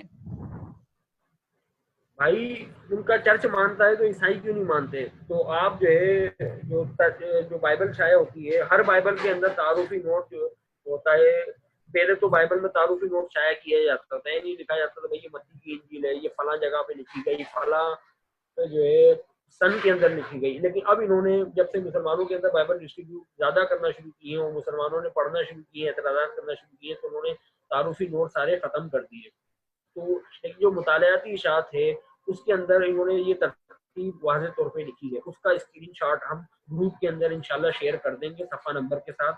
تمام ساتھی اس کو دیکھ لیں گے کہ جو ہے چرچ اس بات کا اقرار کرتا ہے کہ سب سے پہلے مرکز کی انجیل کی گئی، پھر مرکز سے مواد لے کر پھر جو ہے باقی انجیل نبی سے اپنی انجیل مرتب کی. اور یوحنا تو ان تینوں انجیلوں کو جانتا ہی نہیں تھا، اس نے تو اپنی ہی الگ بانسری بجائی. جزاک اللہ خیر. اچھا اگلا سوال ہے جی، عہد نامہ قدیم سے کیا مراد ہے؟ عہد نامہ قدیم سے مراد تورات ہے. تورات کو عیسائی عہد نامہ قدیم کہتے ہیں کہ یسوع کی آمد کے بعد ہمیں جو تورات ہے وہ پرانی ہو گئی، ہمیں اس پہ عمل کرنے کی ضرورت نہیں ہے. لیکن یہودیوں کے نزدیک تورات آج بھی خدا کا زندہ کلام ہے اور یہودیوں کے اندر زندہ ہے، اور اسی طریقے سے جو ہے یہودی اس کے اوپر عمل کرتے ہیں، کیونکہ وہ کہتے ہیں خدا کا کلام بھی پرانا ہوتا نہیں ہے. گھاس کملاتی ہے، پھول مر جاتا ہے، مگر ہمارے خدا کا کلام ابد الآباد قائم ہے. یہ زبور کے اندر بھی لکھا ہے. جزاک اللہ خیر. اچھا اگلا سوال ہے جی، کیا عیسائی اور یہودی کے بھی نبی ہیں اور کیا الگ الگ نبی ہیں؟ آپ دوبارہ سوال دہرائیے گا. کیا عیسائی اور یہودی کے بھی نبی ہیں اور کیا کیا الگ الگ نبی ہیں؟ یہی سوال لکھا ہے انہوں نے. شاید یہ پوچھنا چاہ رہے ہیں کہ ان میں کے سمجھ الگ گیا الگ میں نبی سمجھ ہیں. گیا. اصل میں عیسائی جو ہیں وہ تمام، جیسے ہم نے کہا نا کہ عیسائی جو ہے یہودیوں کو صرف وربلی مانتے ہیں، وہ پریکٹیکلی نہیں مانتے. تو اسی لیے انہوں نے یہودیوں کی کتابوں کو صرف اپنے لیے جو ہے اس لیے اپنی کتابوں کے ساتھ لگا رکھا ہے تاکہ وہ عیسیٰ علیہ السلام عیسیٰ علیہ السلام کے بارے میں جو ہے وہ عہد نامہ عتیق سے ان کو ثابت کیا جا سکے. جیسے ہم نے پڑھا نا کہ انہوں نے کانٹ چھانٹ کر کے جو ہے نا ہر تورات کو انہوں نے یسوع پہ منتخب کرنے کی کوشش کی ہے. تو عیسائیوں نے اس لیے ان کتابوں کو اپنے ساتھ لگا رکھا ہے. باقی یہ وربلی مانتے ہیں نبیوں کو. اب عیسائیوں کے اندر ختم نبوت کا جو ہمارے یہاں پہ کانسیپٹ ہے نا، وہ کرسچنوں کے اندر نہیں ہے. یہ حالانکہ بائبل کے اندر لکھا ہے کہ زکریا نبی تک جو ہے نبوت ہوئی، لیکن اس کے باوجود عیسائی یہ کہتے ہیں کہ بھائی اب نبوت تو ختم ہو گئی، لیکن اب مسیح میں نبوت ہے. یعنی جو شخص مسیح کے اوپر ایمان رکھتا ہے نا تو وہ نبوت کر سکتا ہے. تو وہ شاگردوں کو کہتے تھے کہ بھائی شاگردوں نے نبوت کی ہے، پولوس نے نبوت کی ہے، پولوس کے خطوط جو ہے وہ اس کی نبوت کا کلام ہے. تو عیسائیوں کے اندر آج بھی کلیسیا کے اندر جو ہے نبی ایک باقاعدہ عہدہ ہے، اور عیسائیوں کے اندر آج بھی نبی موجود ہوتے ہیں. ہمارے ایک سابقہ پادری دوست ہیں شیخ عبداللہ صاحب، تو اللہ تعالیٰ نے ان کو 17 برس قبل اسلام کی دولت سے نواز دیا. تو وہ بتاتے ہیں کہ وہ زمانہ عیسائیت کے اندر وہ کلیسیا کے اندر نبی تھے، ان کو نبی کا درجہ تھا. اور جب یہ 9/11 والا واقعہ ہوا تھا تو کہنے لگے کہ میں نے اس کی کچھ عرصہ پہلے نبوت کی تھی کہ افغانستان سے جو ہے امریکہ ذلیل و خوار ہو کے نکلے گا، یہ میری نبوت ہے. تو ان کے اندر نبی آج بھی موجود ہوتے ہیں. ختم نبوت کا کوئی کانسیپٹ نہیں ہے جیسا ہمارے یہاں پر ہے. جی جزاک اللہ خیر. جی اگلا سوال ہے جی، انجیل برناباس کب لکھی گئی؟ اور آپ نے کہا کہ برناباس حواری کے ساتھ ہی برناباس کی انجیل دفنا دی گئی. تو یہ پوچھنا چاہ رہے ہیں کیا کوئی ایسی کتاب سے یہ بات ثابت کی جا سکتی ہے جسے مسیحی مانتے ہوں؟ ہاں، تو یہ جس بھائی یا بہن نے یہ سوال پوچھا ہے تو وہ گروپ کے اندر جو ہے واٹس ایپ کے اوپر ہم سے ان باکس میں رابطہ کر لیں. تو انجیل برناباس کے حوالے سے ہم نے تفصیلی مضمون لکھا ہے جس میں ان سارے سوالات اور ابہامات کا جواب موجود ہے. اور پھر اس حوالے سے ہم نے ویڈیو بھی بنائی تھی جس میں عیسائیوں کے انجیل برناباس کے جو اعتراضات تھے اس کا جواب دیا تھا. تو وہ ویڈیو کا لنک ہم انشاءاللہ گروپ کے اندر شیئر کر دیں گے. اور وہ جو تحریر جس کو چاہیے تو وہ پھر میرے سے ان باکس کر لے تو ہم اس کو، یا پھر ہم اپنے بلاگ کا لنک شائع کر دیں گے تو بلاگ کے اوپر بھی وہ یہ تحریر موجود ہے، تو وہاں سے آپ لے سکتے ہیں. اچھا، اور ایک ساتھی نے دوبارہ وضاحت چاہیے، وہ کہہ رہے ہیں جی دوبارہ بتائیں کیا یہودی حضرت عیسیٰ علیہ السلام کو نبی مانتے ہیں؟ یہودی عیسیٰ علیہ السلام کو نبی نہیں مانتے. وہ کہتے ہیں کہ اگر وہ نبی تھے بھی نا تو وہ سچے نبی نہیں تھے کم از کم. جی جزاک اللہ خیر. جی اگلا سوال یہ کہہ رہے ہیں جی یہودی حضرت عیسیٰ علیہ السلام کے خلاف رہے ہیں لیکن عیسائیوں کا یہودیوں کے ساتھ گٹھ جوڑ ہے, تو ان کا مسلمانوں کے ساتھ گٹھ جوڑ کیوں نہیں ہے؟ بھائی عیسائیوں کا یہودیوں کے ساتھ گٹھ جوڑ جو ہے وہ سیاسی بنیادوں پر ہے, وگرنہ عیسائی جو ہیں انہوں نے یہودیت کے اوپر عرصہ دراز تنگ کر کے رکھا ہے. سینکڑوں سال تک یہ یہودیوں کو قاتلین یسوع کے نام سے پکارتے رہے اور اپنی تعریف کا نشانہ بناتے رہے. جب قسطنطین نے جب عیسائیت کو قبول کیا اور رومی سلطنت کا مذہب عیسائیت بنا تو انہوں نے یہودیوں کے اوپر وہ ظلم ڈھائے جس کی حد نہیں. اسپین کے اوپر جب عیسائیوں کا قبضہ ہوا تو انہوں نے مسلمانوں کے ساتھ یہودیوں پہ بھی جو ہے زمین تنگ کر دی, اور یہودیوں نے جو ہے وہاں سے پھر مجبور ہو کے وہاں سے بھاگے, پھر ان کو خلافت عثمانیہ کے اندر بنا دی. تو اب جو انہوں نے, اور یہ تقریباً اللہ آپ کا بھلا کرے 2000 سال تک یہ عیسائی جو ہیں یہ یہودیوں کو قاتلین یسوع قرار دیتے رہے ہیں, کیونکہ انجیل کے اندر لکھا ہوا ہے کہ یسوع جو ہے یسوع کے مقدمے کے وقت جو ہے یہودیوں نے کہا کہ اس کا خون ہم پر اور ہماری اولادوں کی گردنوں پر. تو یہ کہتے ہیں کہ یسوع کا خون ان یہودی کی اولادوں کی گردن پہ بھی ہے. لیکن 1965 کے اندر عیسائیوں نے کونسل بلائی ویٹیکن سٹی کے اندر, یہ ویٹیکن کونسل ڈوم کے نام سے مشہور ہے, اور یہ مکتبہ ایمانویل نے اس کو شائع بھی کیا ہے, ہنری حمید نے اس کا ترجمہ کیا ہے. تو اس کے اندر عیسائیوں نے یہ بات لکھی ہے کہ بھائی اس کونسل کے اندر یہ فیصلہ ہوا جو ہنری حمید صاحب نے بھی نقل کیا ہے کہ یسوع کا جو خون تھا نا وہ دراصل پیلاطس گورنر نے کیا تھا کہ اس نے یسوع کو بے گناہ جان کر بھی جو نا پھانسی پہ لٹکا دیا, وگرنہ یہودیوں نے تو جو ہے یسوع کا کوئی قتل ہی نہیں کیا, اور وہ تو پیلاطس گورنر تھا, دینی گورنر, جس نے جو ہے یسوع کو جو ہے صلیب کی سزا سنائی تھی, ورنہ یہودی تو معصوم تھے. تو اب یعنی اس وقت یہ جب یہ ویٹیکن سٹی میں کونسل بلائی گئی نا تو اس وقت اسرائیل کا قیام وجود میں آ چکا تھا. وہ عیسائیوں نے خفیہ مراسم بڑھا رکھے تھے اسرائیلیوں سے, کیونکہ اسرائیلی یہودیوں کے پاس پیسہ تھا ٹھیک ٹھاک, اور یہ تو اس کے بعد جب یہ اسرائیل بن گیا تو پھر انہوں نے جو ہے حقائق کو ذبح کیا, انجیل متن کے اوپر انہوں نے چھری پھیر دی, اور جو ہے یہودیوں کے ساتھ انہوں نے اتحاد بنا لیا, اور انجیل حقیقت کو انہوں نے پسے پوچھ ڈال دیا. 2000 سال تک جو ان کے آبا و اجداد یہودیوں کو ستاتے رہے وہ سب تاریخ کے جو ہے وہ پسے پوچھ چلا گیا, کچرے میں کوڑے میں ڈال دیا انہوں نے, اور اب جو ہے مسلمانوں کے خلاف انہوں نے اتحاد کر رکھا ہے. جی بہت شکریہ. اچھا اگلا سوال جی, جتنے بھی اناجیل لکھے گئے ہیں ان کے مؤلفین میں کوئی حواری بھی تھا؟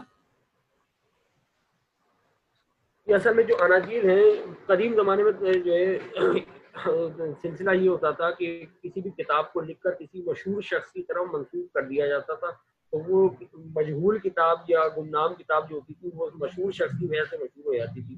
تو چرچ بھی اس بات کا اقرار کرتا ہے کہ اناجیل لکھنے والوں کے بارے میں ہمیں پتہ نہیں ہے کہ وہ کون ہے, یہ صرف ان لوگوں کی طرف منسوب ہیں. تو یہ انتخاب کے عمل کو کرسچن تھیولوجی کے ٹرم کے اندر سوڈی بائیگرافا کہا جاتا ہے. تو یہ جتنی بھی بکس ہیں یہ سوڈی بائیگرافا بکس ہیں, جن کے اصل مصنف کا کچھ نہیں پتا, یہ صرف یسوع کے شاگردوں کی طرف منسوب ہیں. وہ منسوب ہونے سے یہ ان کے شاگردوں کی تصنیف نہیں بن جاتی. حتیٰ کہ پولوس کے بھی جو خطوط ہیں وہ خطوط بھی خود پولوس کے نہیں ہیں بلکہ پولوس کی طرف منسوب ہیں. تو اس سے آپ اندازہ لگائیں کہ ان کے پاس الہام کے نام پہ گمراہی کے سوا کچھ بھی نہیں ہے. جزاک اللہ خیر. جی اگلا سوال ہے جی, آپ نے جو 32 اناجیل کا تذکرہ کیا ہے اس کی تاریخ کہاں سے دستیاب ہو سکتی ہے؟ جی ہاں, سر سید احمد خان نے تبیین الکلام جو انہوں نے بائبل کی تفسیر لکھی ہے اس کے اندر انہوں نے تمام کے نام لکھے ہیں. ہم نے اس حوالے سے پوسٹ بھی بنائی تھی, اس میں 36 اناجیل کے جو ہے سارے نام بھی لکھے ہوئے. وہ پوسٹ ہم انشاءاللہ گروپ کے اندر شیئر کر دیں گے, ساتھیوں کو اس میں سے واقفیت ہو جائے گی. کو جان کے حیران کہ ہم نے اس میں سے تقریباً 8 سے 9 انجیلوں کا اردو میں الحمدللہ ہم نے ترجمہ بھی کر لیا ہے, اور دیگر جو ہے اناجیل کا ترجمہ جاری ہے. تو انشاءاللہ یہ تمام تراجیل بھی جو ہے یہ اس سال کے آخر تک کتابی شکل میں آ جائیں گے. تو اس سے پھر وہ تاریخی انجیل جن کو کلیسیا نے رد کر دیا وہ بھی ہمارے ساتھیوں کے سامنے آ جائے گی. جزاک اللہ خیر. جی اگلا سوال جی, کیا آج کے یہودی پوری بائبل کو مانتے ہیں یا صرف تورات والے حصے کو؟ اور پوری بائبل میں تورات, زبور اور اناجیل کی کون کون سی کتب ہیں؟ بھائی یہودی جو ہے وہ تورات کے اندر 5 کتابیں شامل ہیں جو شروع کے اندر ہیں. ٹھیک ہے. اس کے بعد پھر انبیاء صغیر کی کتابیں ہیں, انبیاء کبیر کی کتابیں ہیں. اس کے اوپر بھی ہم جب تورات کا تعارف کریں گے نا تو اس میں وضاحت ہو جائے گی. تو یعنی یہودی جو ہے عہد نامہ جدید یا انجیل اس کے علاوہ باقی تمام بائبل کی کتابوں کو مانتے ہیں. جی جزاک اللہ خیر. جی کہا جاتا ہے کہ اس بات میں بھی اختلاف ہے کہ اناجیل اربع پہلی مرتبہ سریانی میں لکھی گئی یا یونانی میں؟ اس بات میں کوئی اختلاف نہیں ہے, یہ تو عیسائی اس بات کو اختلافی کہتے ہیں, وگرنہ اناجیل کے بارے میں تو قدیم عربی موجود ہے. پادری برکت اللہ نے بھی اپنی کتاب سے کتب مقدسہ کے اندر یہ بات لکھی ہے کہ اناجیل جو ہے وہ سریانی کے اندر لکھی گئی تھی. اچھا جی, آج کا آخری سوال ہے جی, حضرت محمد صلی اللہ علیہ وآلہ وسلم کے بارے میں عیسائیوں کا کیا عقیدہ ہے؟ اور سوال کرنے والے فرما رہے ہیں کہ میں نے یہ سوال اپنے مختلف عیسائی کولیگ سے کیا ہے لیکن وہ کوئی جواب نہیں دے سکے, تو کیا عقیدہ ہے عیسائیوں کا اس بارے میں؟ بھائی یہ بڑے عیسائی جو ہیں, اب میں آپ کو کیا بولوں یار, تمام بہت سارے ساتھی آن لائن ہیں, یہ نبی مکرم صلی اللہ علیہ وسلم کو غیر صادق نبی سمجھتے ہیں کہ وہ سچے نبی نہیں تھے. اور یہ بائبل کے مطابق ان کو کہتے ہیں کہ جو ہے ہم بائبل کے مطابق ہمیں ان کی کسی بھی ٹیچنگ کا یا ان کی کسی بھی بات کا ماننے کا حکم نہیں دیا گیا. حالانکہ قرآن کریم یہ بات واضح طور پہ ہمیں بتاتا ہے کہ نبی مکرم صلی اللہ عیسیٰ علیہ السلام جو ہے واضح طور پہ اپنے شاگردوں کو یہ بشارت دی کہ میرے بعد ایک نبی آئیں گے, ان کا نام احمد ہوگا. اور اسی احمد کو اناجیل کے اندر روح حق کے نام سے انجیل یوحنا پیش کرتی ہے کہ وہ روح حق ہے. اب عیسائی یہ جو پیش گوئی ہے, عیسیٰ علیہ السلام نے جو روح حق کی پیش گوئی کی تھی کہ میرے بعد وہ آئے گا اور وہ جو سنے گا وہی تم تک پہنچائے گا, وہ اپنی طرف سے کچھ بھی نہیں کہے گا, وہ میرا جلال ظاہر کرے گا وغیرہ وغیرہ, جو پورے یوحنا کی بات کے اندر یہ بات لکھی ہوئی ہے ساری. اس کے اوپر بھی ہم انشاءاللہ ایک دن پیش گوئیوں کے اوپر بھی سیشن کریں گے تو اس میں یہ بات اور مزید کلیئر ہو جائے گی. تو یہ ساری پیش گوئیوں کو عیسائی کہتے ہیں کہ بھائی عید پینٹیکاسٹ کے دن یہ پیش گوئی پوری ہو گئی تھی جب ہم پہ روح القدس نازل ہوا. اب یہ روح القدس عید پینٹیکاسٹ یہودیوں کی ایک دن تھی جو تورات کے نزول کی خوشی میں وہ مناتے تھے. یعنی یہودیوں کے مطابق تورات عید پینٹیکاسٹ کے دن نازل ہوئی تھی. تو عیسائیوں کے مطابق اعمال کی کتاب میں لکھا ہے کہ عید پینٹیکاسٹ کے دن جو ہے رسولوں کے اوپر, یا رسولوں سے مراد عیسیٰ علیہ السلام کے شاگرد ہیں, عیسیٰ علیہ السلام کے شاگردوں کے اوپر خدا کا روح نازل ہوا, روح القدس نازل ہوا, اور وہ آگ کی صورت میں ظاہر ہوا اور آگ کی زبانیں ان کے سروں کے اوپر آ کے ٹھہر گئی. تو لیکن روح مقدس پطرس یہاں پہ کہتے ہیں کہ یہ بات جو ایل نبی کی معرفت کہی گئی تھی وہ پوری ہوئی. یعنی مقدس پولس روح القدس کے نزول کو روحیل نبی کی معرفت قرار دیتے ہیں کہ بھائی روحیل نبی نے جو پیش گوئی کی تھی روح حق کے نازل ہونے سے وہ پیش گوئی پوری ہو گئی. جبکہ انجیل یوحنا کے اندر عیسیٰ علیہ السلام نے جس شخص کے آنے کی خوشخبری سنائی تھی, عیسائی کہتے ہیں کہ یہ پیش گوئی اس کے بارے میں. اب پتہ نہیں مقدس پطرس سچ بول رہے ہیں یا عیسائی جھوٹ بول رہے ہیں. اس بات کا ایک پہلو یہ بھی ہے کہ تالمود کے جب میکا نبی کی وفات ہو گئی, میکا جو بنی اسرائیل کے آخری نبی تھے جن کا آخری صحیفہ بائبل کے اندر موجود ہے, میکا نبی حجی نبی کی وفات ہو گئی, تو پھر روح القدس کو اسرائیل میں سے روک لیا گیا تھا, اور پھر صرف ایک آسمانی آواز بنی اسرائیل کی رہنمائی کیا کرتی تھی. تو تالمود کے مطابق تو روح القدس نازل ہو ہی نہیں سکتا تھا, تو پھر یہ کیسے روح القدس نازل ہو گیا؟ یہ عیسائی سے سوال کریں آپ. تالمود کا حوالہ ہم انشاءاللہ آپ کو فراہم کر دیں گے. جزاک اللہ خیر, بہت بہت شکریہ. بس تمام احباب یہی سوالات تھے. اچھا, کچھ احباب کو آواز کی شکایت ہے تو سیشن ریکارڈ کر لیا گیا ہے, انشاءاللہ اس کو اپلوڈ کر کے آپ کو انشاءاللہ لنک بھیج دیا جائے گا, تو اس حوالے سے آپ تمام احباب اس کو دیکھ لیجئے گا. تو آج کی کلاس جو ہے وہ یہاں پر تمام ہوتی ہے. عبداللہ صاحب کوئی آپ آخری کلمات کچھ؟ بس تمام ساتھی کوشش کریں کہ وہ کلاس کے وقت حاضر رہنے کی کوشش کریں تاکہ یہ سلسلہ جاری رہے. تو ماشاء اللہ سے 78 کے قریب ہمارے ساتھی جو ہیں وہ آن لائن ہیں. تو ہمارا تو پیغام یہی ہے اور ہماری کوشش بھی یہ ہے کہ ہم زیادہ سے زیادہ اپنے مسلمان بھائیوں کو, اپنے مسلمان بہنوں کو جو ہے اس حوالے سے تیار کر سکیں تاکہ وہ ساری جو شبہات اٹھاتے ہیں مسلمانوں کو گمراہ کرنے کے لیے اس سے آگاہ ہو سکیں. بس ہمارا تو یہی مشن ہے. اور اس حوالے سے آپ ساتھی اگر مزید معلومات چاہتے ہیں تو مسلم مسیحی مکالمہ کے نام سے ہمارا فیس بک کے اوپر پیج بھی ہے, اس کو بھی آپ لائک کیجیے. اور ہمارا گروپ بھی مسلم مسیحی مکالمہ آفیشیل کے نام سے ہے, اس کو بھی آپ جوائن کیجیے. اور پھر ہمارے ساتھیوں سے رابطہ رکھیں. انشاءاللہ دیگر ساتھیوں کے بھی لیکچر ہوں گے تو انشاءاللہ تعارف ہوتا رہے گا. میرا تعلق تعارف میں کرانا بھول گیا, میں آخر میں اپنا تعارف بھی کرا دیتا ہوں کہ عبداللہ غازی میرا جو فیس بک کے اوپر قلمی نام ہے, میرا اصل نام محمد فرمان ہے. حیدرآباد سے میرا تعلق ہے اور سندھ یونیورسٹی سے میں نے ایم فل کیا ہے اور عرصہ 9 سال سے جو ہے بائبل کا انفرادی مطالعہ جاری ہے. اور حالیہ دنوں میں کتاب چھپ کر آ گئی ہے. ابھی اگلی کتاب قدیم یہودی فرقوں کی تاریخ وہ بھی مکمل ہو گئی ہے. 550 صفحات سے زیادہ ہیں اس کے, تو وہ بھی انشاءاللہ بقرعید تک چھپ جائے گی. بس پڑھنے پڑھانے کے سلسلے سے وابستہ ہیں. باقی آپ بھائیوں سے دعاؤں کی درخواست ہے کہ اپنی دعاؤں میں یاد رکھیں. جزاک اللہ خیر, بہت بہت شکریہ. تمام احباب نے ماشاء اللہ توجہ کے ساتھ سنا ہے اور محبتیں بھی انہوں نے چیٹ باکس کے اندر دعاؤں کی صورت کے اندر بھیجی ہیں. اللہ پاک ہم سب کو دنیا آخرت کی بھلائیاں نصیب فرمائے. یہیں پر جی اختتام کرتے ہیں, کہ انشاءاللہ اگلی کلاس کے ساتھ آپ احباب خدمت میں حاضر ہوں گے. اللہ ہم سب کا حامی و ناصر ہو. وما علینا الا البلاغ المبین.